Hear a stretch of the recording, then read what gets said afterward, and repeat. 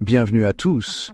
Depuis plus d'une décennie, les ingénieurs réduisent la taille des transistors qui alimentent chaque ordinateur, smartphone et centre de données moderne. Chaque nouvelle génération a été plus difficile à réaliser, repoussant les limites de la physique et des matériaux. Aujourd'hui, l'industrie des semi-conducteurs entre dans une nouvelle étape, celle de l'ère des 2 nanomètres. C'est là que la longueur de grille d'un seul transistor est proche de la largeur d'un brin d'ADN. Le changement ne consiste pas seulement à réduire la taille des composants, mais à repenser la forme même du transistor. Le design dominant pendant des années a été le transistor à effet de champ à Eyelet, connu sous le nom de FinFET. Il permettait au courant de circuler le long d'une fine ailette verticale, la grille étant enroulée autour de 3 côtés. Ce design a remplacé les transistors planaires plats utilisés avant 2011 et a fourni un excellent contrôle électrostatique.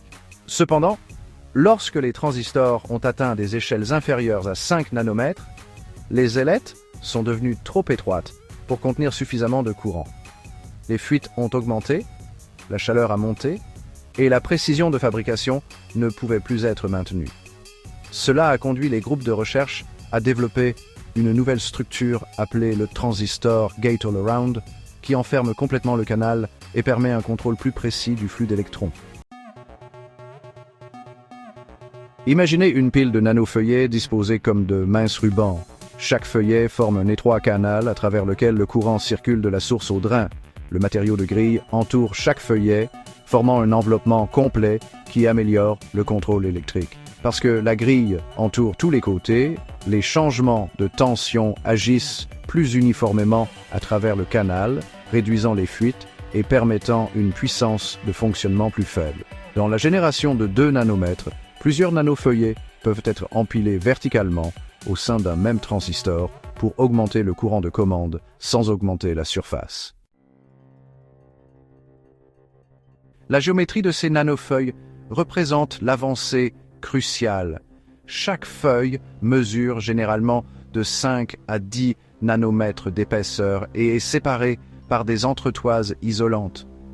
Pendant la fabrication, les ingénieurs développent des couches alternées de silicium et de silicium-germanium. Le germanium sert de matériau sacrificiel qui est ensuite retiré. Après la gravure des parois latérales, des solutions chimiques sélectives dissolvent le germanium, laissant des espaces ouverts qui deviennent les canaux. Des matériaux de grille métalliques sont ensuite déposés pour envelopper les couches de silicium restantes.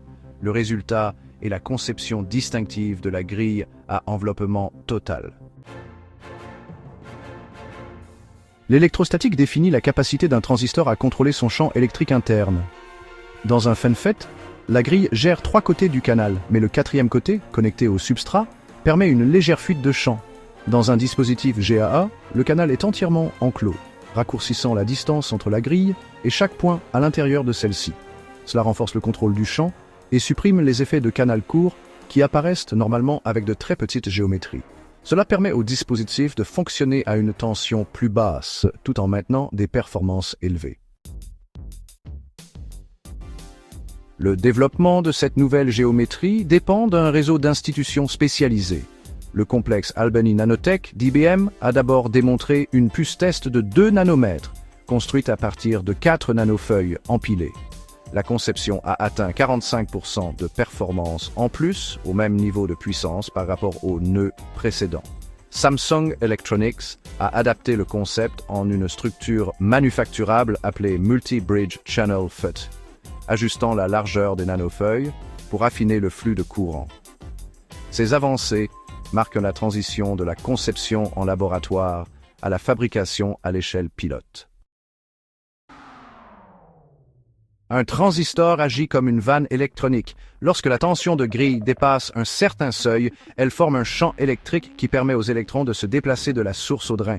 Plus la grille est petite et plus elle enveloppe complètement le canal, plus le contrôle devient précis. Le défi à l'échelle de 2 nanomètres est de maintenir des champs électriques uniformes à l'intérieur de feuilles ultra minces. Les variations d'épaisseur de la grille ou de rugosité de surface peuvent créer des zones de champ élevées localisées, réduisant la fiabilité. Pour éviter cela, les fabricants utilisent le dépôt de couches atomiques, qui construit les matériaux une couche atomique à la fois. ASM International a affiné ce processus pour obtenir un revêtement uniforme autour de chaque nanofeuille, garantissant une rigidité diélectrique constante. La gravure de ces structures dépend de la lithographie ultraviolette extrême. Les scanners EEV d'ASML définissent des motifs bien en dessous de 15 nanomètres en focalisant la lumière ultraviolette à travers un système complexe de miroirs fonctionnant sous vide. Pour atteindre 2 nanomètres, les ingénieurs utilisent la double gravure et une chimie de résine avancée. Les systèmes de nouvelle génération à haute ouverture numérique d'ASML, dont l'entrée en production est prévue pour 2027, pousseront encore plus loin la résolution. Les outils de support de Tokyo Electron offrent un revêtement de résine et une précision de gravure qui maintiennent les couches de nanofeuilles parfaitement alignées à travers des dizaines d'étapes de fabrication. Au-delà de la géométrie, la science des matériaux est devenue décisive. Les canaux en silicium approchent de leurs limites de mobilité et de chaleur. Les équipes de recherche du CEA-Leti expérimentent des alliages de germanium éteint qui augmentent la mobilité des porteurs tout en restant compatibles avec les équipements de dépôt existants. Le Fraunhofer ISESM développe de fines couches d'interface thermique qui améliorent le transfert de chaleur entre les régions actives et le substrat sous-jacent. Ces avancées progressives sont ce qui rend le processus de 2 nanomètres à la fois possible et fiable pour une utilisation commerciale durable. L'alimentation électrique par l'arrière est une autre étape importante. Dans les conceptions conventionnelles, le câblage du signal et de l'alimentation partagent les mêmes couches supérieures, ce qui provoque une résistance et une accumulation thermique. Le déplacement des lignes électriques sous le transistor raccourcit les chemins de courant et réduit la chute de tension. IBM et Intel ont démontré des vias arrière intégrées qui alimentent directement chaque pile de nanofeuillets par le dessous, améliorant l'efficacité énergétique jusqu'à 20%. Le CEA-Leti analyse les effets thermiques de cette conception pour assurer un fonctionnement stable lorsque la densité de puissance atteint son maximum. La fabrication de ces dispositifs exige un contrôle extraordinaire. Chaque tranche est inspectée des milliers de fois à l'aide de la microscopie électronique et de la diffusion des rayons X. Les modèles d'intelligence artificielle surveillent les résultats pour prédire la variation de rendement. Les ingénieurs de procédés des instituts Fraunhofer développent des systèmes d'apprentissage automatique qui corrèlent le temps de gravure, la température et la chimie des gaz avec l'uniformité des nanofeuillets. Ce contrôle adaptatif minimise les déchets et améliore la cohérence de la production sur les lignes de fabrication. La technologie d'emballage a évolué en parallèle.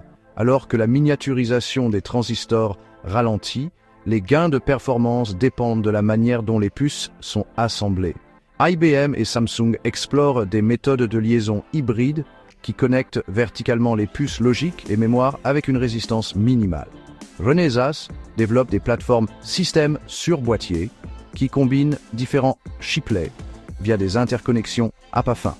Ces approches permettent aux composants spécialisés de fonctionner ensemble comme un processeur unifié, tout en maintenant une faible consommation d'énergie pour le transfert de données. La gestion thermique est tout aussi critique.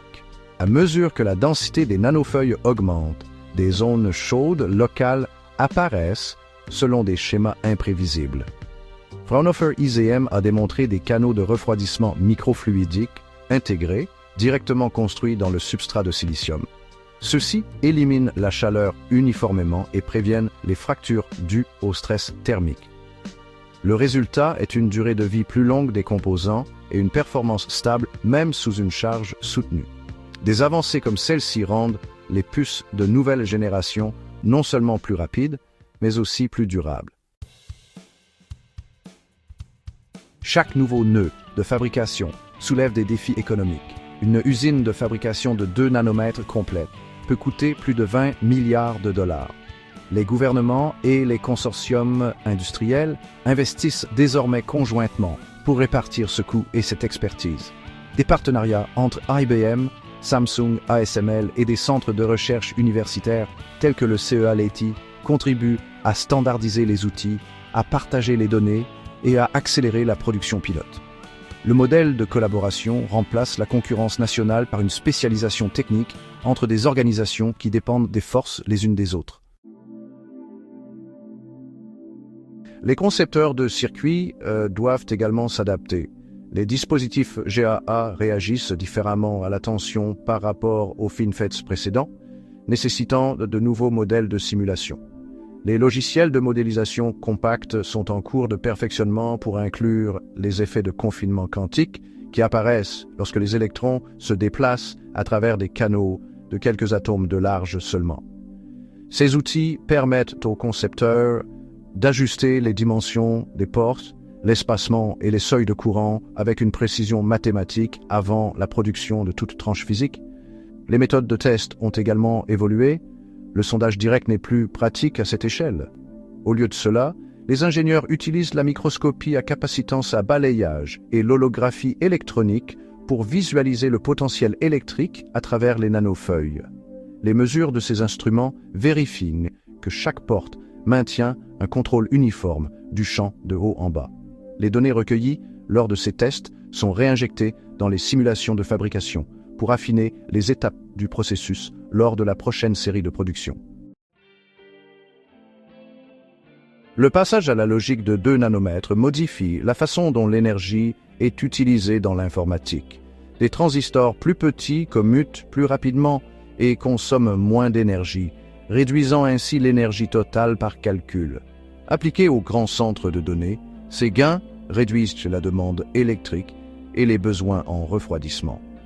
Les améliorations proviennent d'une efficacité physique directe plutôt que d'objectifs de durabilité abstraits. À mesure que les besoins informatiques augmentent, de telles réductions d'énergie réelle deviennent essentielles. La recherche pour les générations futures est déjà en cours. La prochaine étape, autour de 1,4 nanomètres, pourrait utiliser des canaux nanofilaires au lieu de nanofeuillets. La grille envelopperait entièrement chaque fil cylindrique, offrant un contrôle encore plus grand. Les interconnexions optiques pourraient bientôt commencer à remplacer le câblage traditionnel à l'intérieur des puces, transmettant les données sous forme de lumière plutôt que de courant. Les circuits d'interface quantique, actuellement en phase de test préliminaire chez IBM et dans plusieurs laboratoires universitaires, pourraient à terme relier les processeurs cryogéniques à la logique classique via des ponts photoniques. Chaque nouvelle génération de conception de semi-conducteurs force une remise en question de la physique, des matériaux et de l'architecture. Le passage à 2 nanomètres n'est pas une version réduite du passé, mais un bond structurel qui introduit une nouvelle façon de contrôler le courant à l'échelle atomique. Au lieu de simplement réduire les FinFET, les ingénieurs ont créé une nouvelle géométrie qui continuera d'évoluer au cours de la prochaine décennie. Cela prouve que le progrès technologique peut continuer même lorsque les limites physiques sont atteintes. Pour les spectateurs, comprendre ce changement montre pourquoi la prochaine vague de processeurs sera différente non seulement en termes de vitesse, mais aussi de philosophie de conception. Leur performance résulte de la géométrie des nanofeuillets, du routage de l'alimentation par l'arrière et de la collaboration entre les entreprises et les instituts de recherche spécialisés dans des parties distinctes du processus. Chaque avancée dans les puces modernes reflète cette expertise partagée travaillant en parfaite harmonie. Alors que nous atteignons l'étape des 2 nanomètres, la conception des semi-conducteurs se situe désormais à la frontière entre l'ingénierie et la physique atomique. L'échange continu de connaissances entre l'industrie et le monde universitaire garantit que l'innovation reste possible, même lorsque les structures approchent l'échelle des atomes individuels. Merci beaucoup d'avoir regardé. N'hésitez pas à aimer et à vous abonner.